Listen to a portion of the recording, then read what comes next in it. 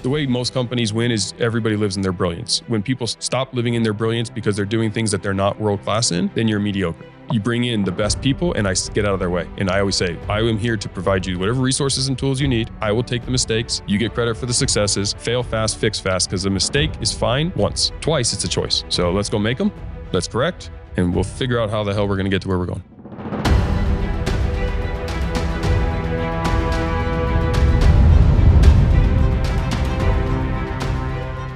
Hey everyone, it's Tamara Thompson with Broadcast Your Authority, and I'm super excited and grateful for this individual who's joining us that came in from California.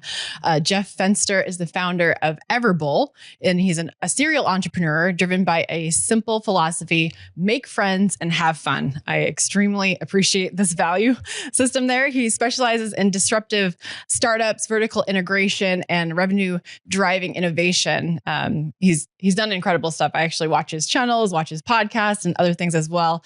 As the founder of Everbowl, a rapidly growing SoCal-based superfood brand, Jeff has positioned it as the rising star in the quick serve restaurant industry.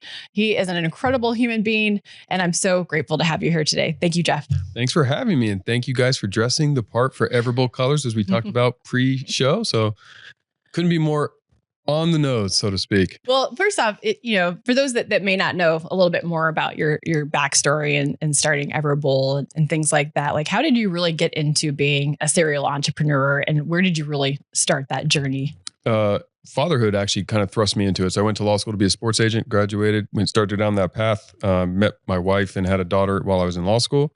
And so graduating pre-internet days, pre-Zoom, that world required a lot of travel. Everything was in person. Everything was at the beck and call, and I was never going to be home to be a dad. And so didn't see myself wanting to continue that path. So I had to quit. I quit that industry with all that investment of time, energy, and everything. And being 24 as a young dad, having a degree you don't want to use, and law school loans that you have to pay for, you have to get a job. So I quickly got a job selling payroll as a let's just pay the bills kind of thing. And 6 months in, I was fortunate to be the #1 sales rep in the country, made a ton of money, bought a house, thought this was the life. And then I found out what corporate America was all about, where the bonus I was promised in my contract that I had achieved, I wouldn't get to the end of the fiscal year, which would have ended at the end of June, and this was January. So I would have had to wait 6 more months to get what I earned. Yeah. And I just remember feeling this overwhelming sense of dread that my whole life is going to be sitting here waiting for some arbitrary date for the next promotion, the next ability in sales, in life. I like to earn what I deserve and go out there, and if I get it, I want it. And so I remember just feeling terrible, like an actual overwhelming sense of depression. And so I went home and was venting to my fiance at the time. And I said, what if I quit my job? We sell this house we just moved into, and me and our daughter move in with my parents, and I just start my own payroll company. Now, this was before I ever even heard the word entrepreneur. Back then it was business owner and employee. And my dad was a doctor. My mom was a teacher. So no experience, no YouTube, no influential entrepreneurs to learn from. And I was my youth and being naive allowed me to do it, because had I known what I was walking into, I don't know if I would have still done it. Anyway, I went in, threatened to quit if they didn't give me my raise. They didn't. I quit and sold the house, moved in with my parents, and started my first payroll company out of my mom's kitchen at 24, and became an entrepreneur. That's crazy. Yeah. How far long later did the creation of Everbowl come into place, and how was that inspired? Many years later, many companies later, a few successes, a few exits, a few failures, a few learnings. But I had sold a digital marketing agency in 2015.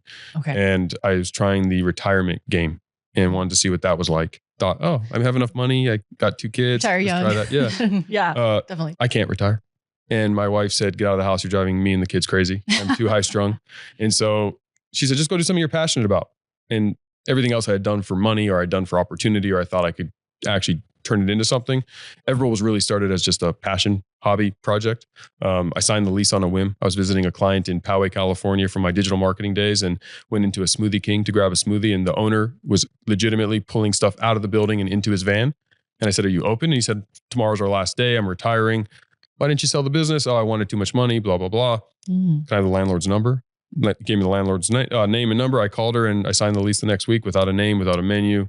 But I was like, hey, if a Smoothie King was here for 20 years, I could definitely do something, have an opportunity. And so no real thought out plan. I didn't have this all dialed in at the moment. I think experience is the most overrated prerequisite to starting a company or being successful. And I find too many people who are aspiring to start something or do something are waiting in this proverbial sense of, I need more experience or when I'm ready. And, I can talk to you about how to swim all I want in a classroom until you feel the water, you don't really know how to swim. And the fear and the weightlessness and all the stuff that comes. And it's true in anything else. So once I signed the lease, I'm all in. And now it was, okay, just in time learning. What's next? How am I going to build this? What is the next problem? Because entrepreneurship at its core is just being a problem solver.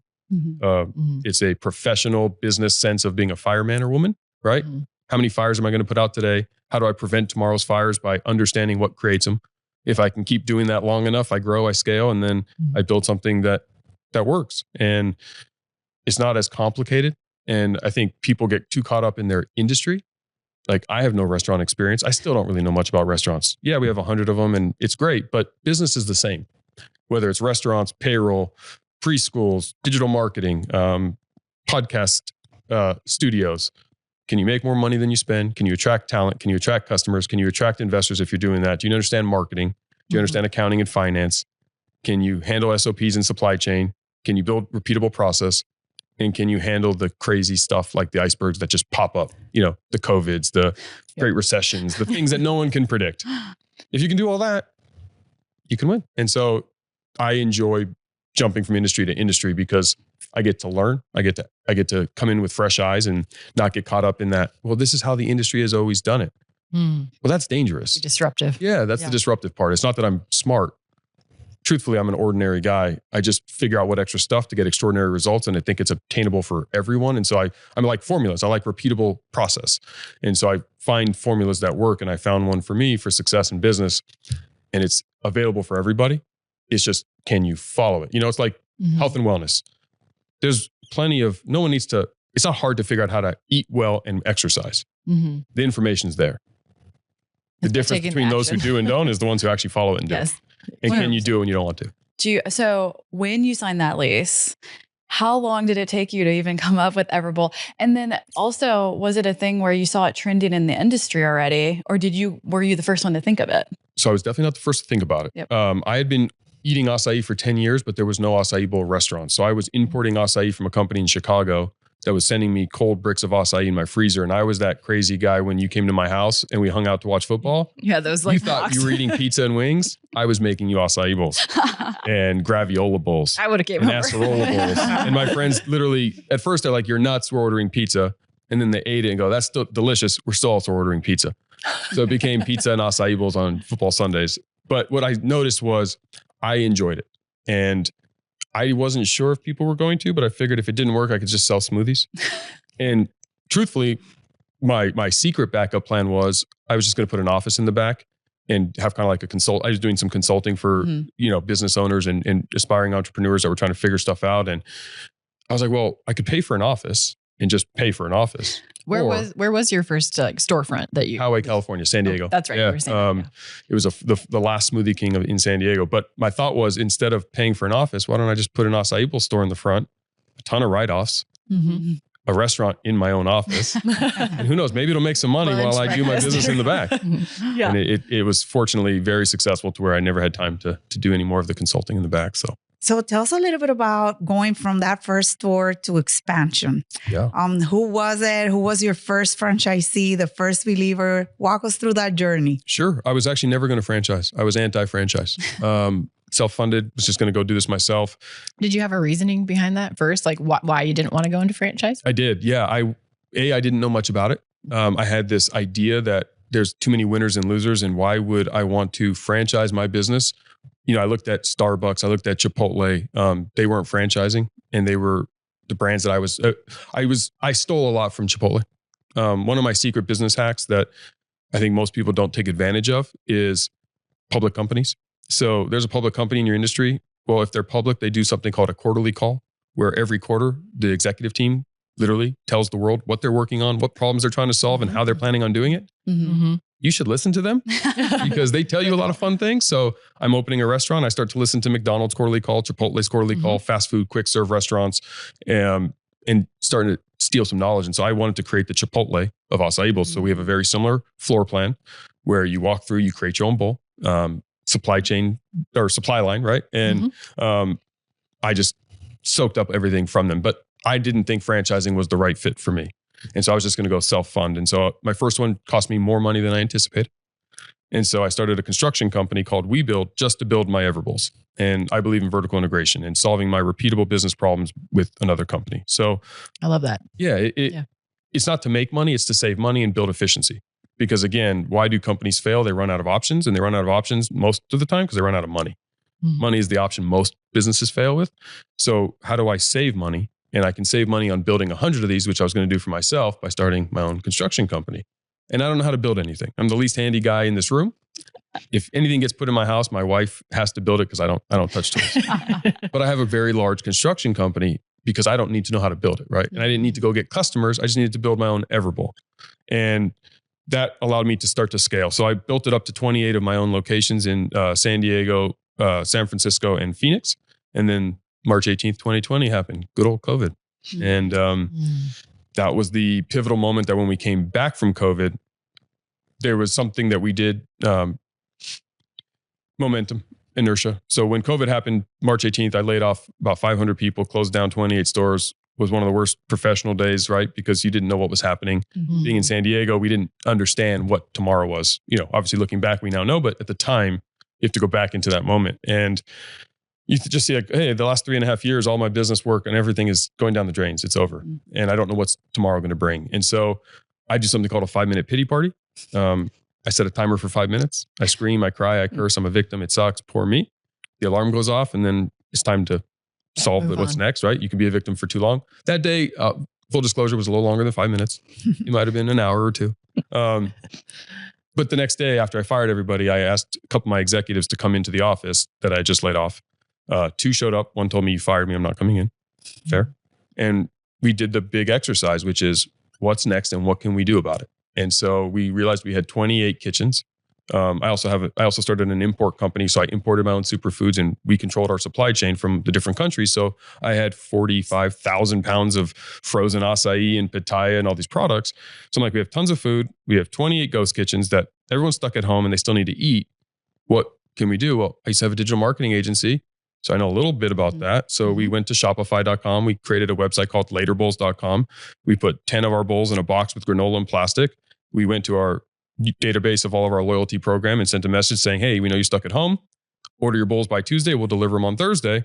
Perfect. And we started delivering to our customers and it really took off. And so then make friends and have fun, which is foundational principles. The innovative side of it too. I mean, that's incredible that the fact is a lot of people didn't even think fast enough during COVID to shift like that. And the fact that you did that, you're like, come in, let's figure this out right now. Yeah. And I think that's because they got stuck in that pity party too long. Right? Yeah. They're still the victim. They're waiting for the answer to come. And the problem is if I fell off a boat in the middle of the ocean, and all I see is sea, you got to pick a way and swim. Yeah. And a bad plan is always better than no plan. Yeah. Right? Because what happens with a bad plan is things don't work, but you learn.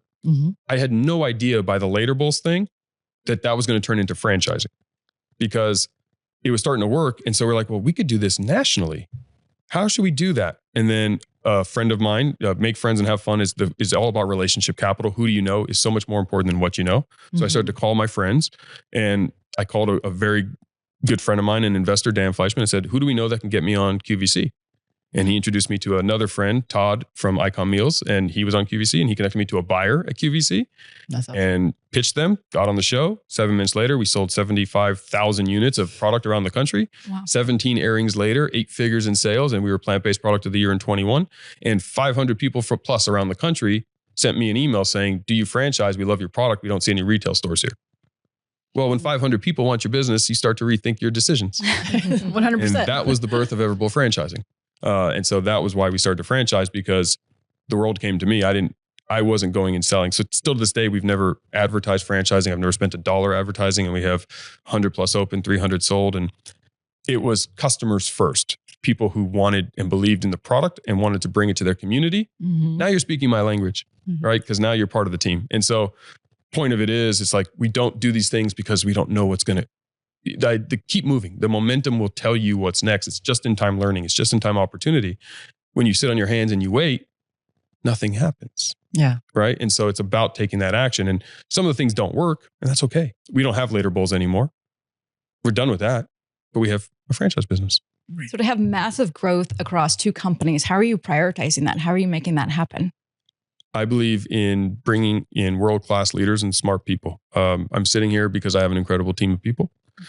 And I like to be the dumbest guy in the room and surround myself with experts. I know what I'm good at. So I live in the way most companies win is everybody lives in their brilliance. When people stop living in their brilliance because they're doing things that they're not world-class in, then you're mediocre.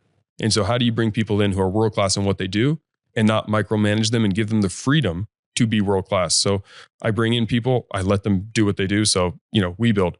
The guy who built my very first Everbowl, the employee, his name was Jake. I said, hey, Jake, how would you like to be the president of your own company called WeBuild?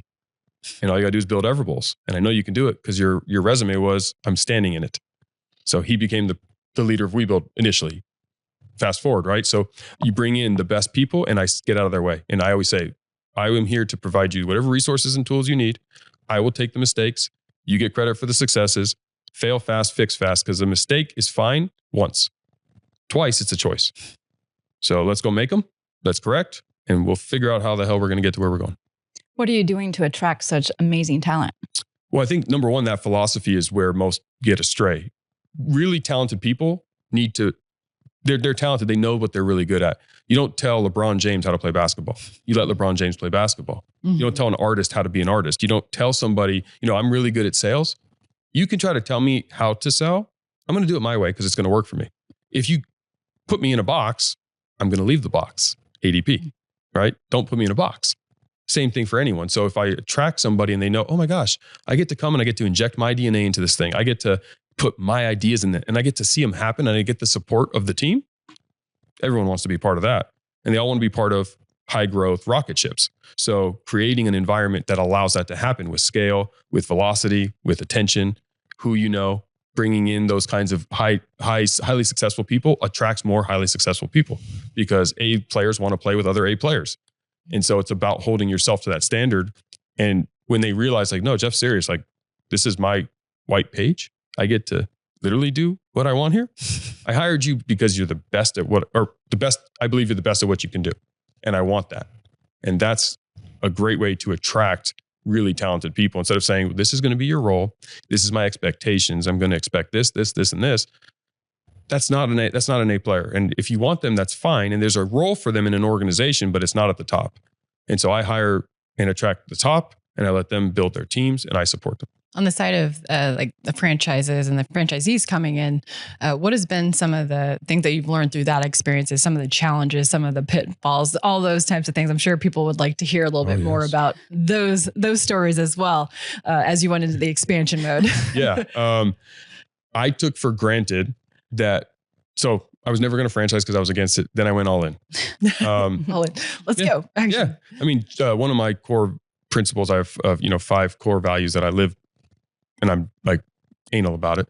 One is being change ready, being able to pivot. So whatever I tell you today, yes, I mean it today, but tomorrow with new information, it may change. Yes. That was one. Be open to change. Yeah, of course you have to. That's 100%. Why so many businesses go extinct. Where's Blockbuster? Exactly. Right. I know. Change. Netflix. Right. It's too easy. Yeah. However, franchising, I was like, okay, cool. You're going to buy my brand. You're going to follow the protocol. Here it is. Well, these are entrepreneurs and I'm an entrepreneur. So I forgot to realize that I forgot to put myself through the process of being my own franchisee. And that was a mistake I made. And I was like, I get it. In the absence of specificity and in the absence of 100% clarity, an entrepreneur is going to do what they think they should do. So if I say to you, do you know what time it is? You might tell me what time it is and you might tell me yes, because you're wearing a watch, and you might tell me no, because you're not wearing a watch. You all answer the same question. I would tell you the time. You knew. Right. But I'm saying that's 3 correct answers to one question.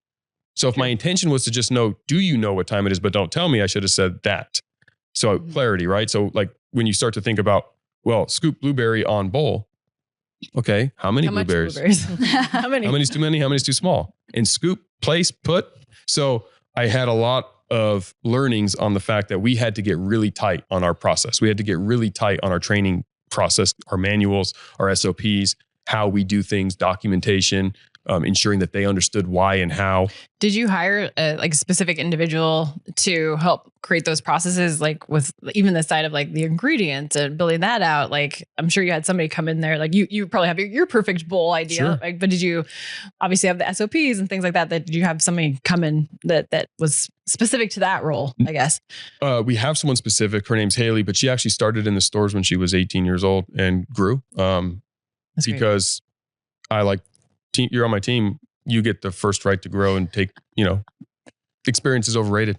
As I kind of said to you before, you've never done it for my brand. You've never done it for Acai Bowl. So you might be a great portion control expert at Domino's Pizza, but Yeah. can you do it with acai, realizing that I need it to look a specific way? I need you to love the product. I need to understand why we do this and this and this. So yes, I hire from the outside all the time, but first and foremost, I always look inside, and I want to make sure that, again, give my team members the first opportunity to grow, because that's how you retain them. And the fact that when you walk in our corporate office, half of them have been with us since store 1 or 2. Wow. And they grew is my favorite part about it. Not that our external hires aren't people I love and they've been beyond instrumental. Our brand president, Trevor, I hired him 2 years ago. He had a ton of experience. I mean, he's forgotten more about this industry than I'm ever going to know. So you said that you had like certain things that you kind of learned along the way, like coming from an entrepreneurial, thought process on that side. Can you share a little bit more of some of those, trivial moments that you're like, oh, dang, I should have rethought this through? Yeah, I just didn't spend enough time realizing that I had to look inside first. I had to make sure my closet was perfect, that this is where that shoe goes, not shoes. And it was never more evident, obviously, with some of the polarizing topics, being that we were across the country and we were dealing with things like masks and COVID. Some states were anti-masks. Some states were 100% masks. And I also had to learn that I had to meet my franchisees in the communities where they are. I can't tell them how to be, because I come from Southern California and I come from a culture of Southern California. It is very different than South Texas, the Northeast, the Midwest, the Northwest, the South. And so recognizing that Everbowl is for everybody, I have to put it in a position where your community adopts it inside the confines of your community. So I can't be so strict that says, this is how you say, welcome to Everbowl, where they might say, hey, y'all, welcome to Everbowl. That's okay too, right? There's no right or wrong. But I had to also be tolerant and lenient on some of the things that at first I was reluctant to be. Yeah. Right? As I Right. learned Makes sense. these new, because I had never had a retail physical footing in, 28 different states of America, where I had exposure to all different types of people. Yeah, that customer experience journey. You probably had like a certain way. You're like, this is how I'm envisioning it, but this is how they're Yes. portraying it, basically. But the best thing that I will say that I also learned from franchisees is they help you shape the company. I mean, I now learned that franchisees built the Big Mac, the Egg McMuffin, the milkshake. That wasn't corporate. Wow. So the ability to bring these entrepreneurs into the system and turn it from their brand to our brand, and now they put their own creativity and their own entrepreneurial minds on the same product in their own communities and push us to try new things that they think is going to work, can add serious dollars to the AUVs across the whole company. That's awesome, because the other part of being an entrepreneur is it's lonely. You run your own company. You don't really have a peer. I have other entrepreneurs not in my business who I can't really share private details with, that don't live it and breathe it. And then I have employees. So who is my peer? In a franchise system, I now have 100 peers because they're owning and operating Everbowls. So am I. So their problems are my problems. My challenges are their challenges. My successes could be theirs. So if they find a learning, or they find a win, or they figured out how to solve a problem, I want that. And we can talk as actual peers while I am an entrepreneur and a business owner. And franchising provides that, which I never realized until I actually got into it. No, well, I just have a question. Do you think that the franchising model is good for service-based businesses? Just service or yeah, all?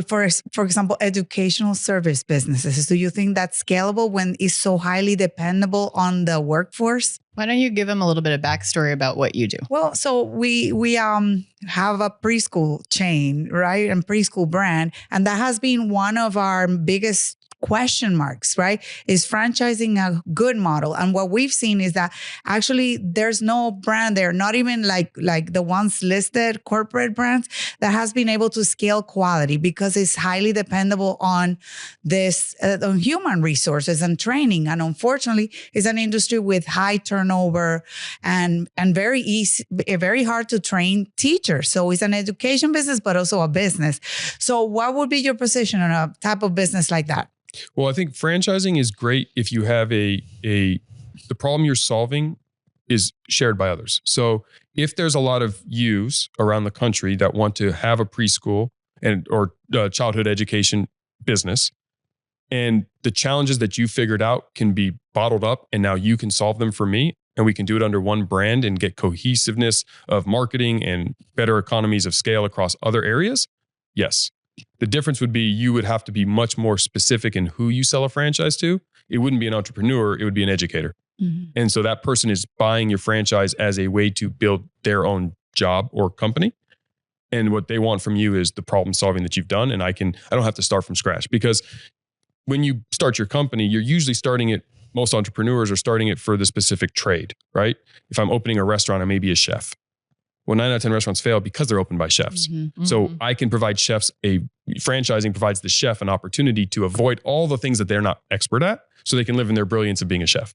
So as an educator, if it's such a hard business because of hiring, then I wouldn't want to sell a franchise to me. So I go hire random educators. You would want me to be in your business as a franchisee, living it, breathing it, educating, or being the administrative, whatever my role would be. And then I would hire the quality like you do at your location. So the franchising works for any industry if you can figure out what the problems are that your franchisees around the world or the country would have, and how you've solved them so they can be successful, and what that's going to bring to the community. Otherwise, I would say no, but I think that there's absolutely an opportunity, because you see it in, high-end hairstylists, for example. That's a specific trade. You have to hire someone, or massage places. Like Dry Bar. Yeah, when Dry Bar. Hollywood drove through that experience, she only had 2 locations. She never thought that she was going to franchise that side. So that's right. She was like, oh. But you got to hire someone with like, I can't just go cut hair, right? You have to have a license. Exactly. But you can do that. Like law firms, you could potentially franchise a law firm or a car dealership. Again, it's just figuring out, can I sell this to, like I could sell an Everbowl to anybody, because I don't need any one specific trade or skill. In the education space, I would argue you're just going to have a smaller and more specific franchise, but that just means you could have almost a bigger opportunity, because their pain is real. We were talking a little bit off camera before this episode. We had been suggested by other people like, oh, you should turn Broadcast Your Authority into a franchise model. So we were kind of briefly talking about, what are your thoughts on that side of generating a franchise model that involves a studio asset for people to come to? And what are your thoughts on that? Yeah, and I think I mentioned to you, I spent a lot of time actually thinking about that problem specifically. I have a studio in my headquarters that we built, and we build studios. So little plug there. But that aside, we were toying with the model of building a franchise system around studios, because one of my other companies is a company called Unevolved Concepts, where we take all the things we have and we start concepts to scale and franchise and build. The challenges that I saw, I think it's a good model. The challenges that I saw is the majority of the customer base that I thought would use it wouldn't be consistent enough, and there would be a lot of turnover. That was one of the things that I was thinking. The way that I was processing that idea was it would have to turn into much more of a membership experiential situation, to where I'm getting more value than just the studio. Example, here we are in Sirius XM studio, beautiful here in Vegas. This is an experience, right? So if Sirius having this studio to rent out, you're coming for this. Mm-hmm. If it's just in some industrial park in the middle of your town with no other experience, then okay, in today's world, an iPhone does a phenomenal job. It's not going to do this, right? But I can get job done if I'm just starting out and I don't have to consistently pay that bill when I'm seeing no traction early on. Mm-hmm. And I'm wondering, is this working? And then I quit after 2-3 months because I'm seeing a bill, versus a membership model where all of a sudden maybe it's you book very high-end guests. So now me just starting out trying to do this, by access and being a member of the studio, I get all of this. But then I can book, and when XYZ person comes in and that's the person I've been dying to get, I get 30 minutes with them, and you provide that service. Now all of a sudden you're adding more value to the studio, versus you hear studio and we think cameras and editing and post-production. Yeah. And that is a commodity. So it's the experiential side. So you can obviously have a studio in the Wynn here in Vegas. That's a great experience. Not a lot of us can duplicate that, but there's other ways to create that experiential opportunity that I think would be very attractive and very franchisable, because we all, I spend 100+ days on the road, and I do, I guest on a ton of shows, and I like these experiences way more than a Zoom or, 100%. A little corner in someone's office with a basic camera. Yeah, no, it's definitely something that people have suggested to us over time. And, the thought has been there for sure. And so it just like, my brain's always cranking on that side. I'm like, but that makes sense. So I was like, we can do it, but from your experience, I thought, well, I might as well ask somebody. No, I think look, someone's going to. Yeah, exactly. It's going to be done. The question is it going to be you? Let's go. I'm on board. We just start a new company today. Yeah, let's do it. Well, no, I mean, this is great. This is great information. I could talk about this all day. Sure. And I'm so grateful that you came out to the show today. Can you share a little bit more? Like, do you have anything coming up this year or anything, for people to reach you, contact you? You can share a little bit more with our audience. And maybe there's some other things going on. I know you're on the Aspire tours. Share how people can connect with you. Yeah. Obviously the social media channels are the most easy and simple way. I have Fenster Jeff on Instagram, LinkedIn, Facebook, and all those other models. I have a show called The Jeff Fenster Show. You can obviously see it on any of the platforms.